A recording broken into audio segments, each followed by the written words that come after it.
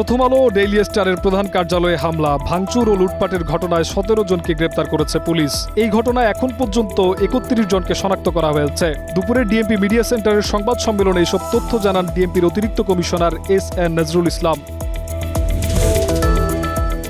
সংবাদপত্রের উপর হামলাকে গণতন্ত্র এবং জুলাই বিপ্লবের উপর আঘাত হিসেবে অভিহিত করেছেন বিএনপি মহাসচিব মির্জা ফখরুল ইসলাম আলমগীর। মব ভায়োলেন্স বিরোধী এক সভায় অংশ নিয়ে তিনি বলেন, এখন শুধু সচেতন হলে চলবে না, অপশক্তির বিরুদ্ধে রুখে দাঁড়াতে হবে।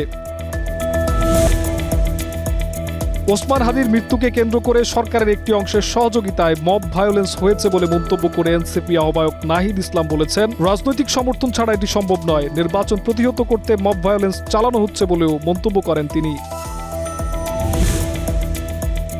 ঘন কুয়াশায় দেশের সর্বনিম্ন তাপমাত্রা রেকর্ড করা হয়েছে চুয়াডাঙ্গায় ১১.৭ ডিগ্রি সেলসিয়াস। এছাড়া ২ দিন ধরে হিমশীতল ঠান্ডা বাতাস আর ঘন কুয়াশায় ঢেকে আছে পঞ্চগড়। সকালে সর্বনিম্ন তাপমাত্রা ১২.০ ডিগ্রি সেলসিয়াস রেকর্ড করেছে তেঁতুলিয়া আবহাওয়া অফিস।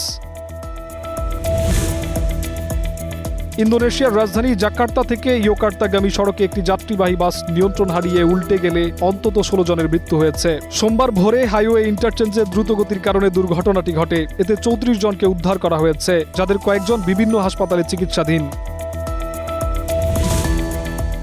১০ জনের ভিয়ারিয়ালকে ২-০ গোলে হারিয়ে স্প্যানিশ লা লিগার শীর্ষস্থান পাকা করেই বছর শেষ করল বার্সেলোনা। রাফিনহা আর ইয়ামালের গোলে জয় পায় তারা। ১৮ ম্যাচে ৪৬ পয়েন্ট নিয়ে রিয়ালের চেয়ে ৪ পয়েন্ট এগিয়ে কাতালানরা।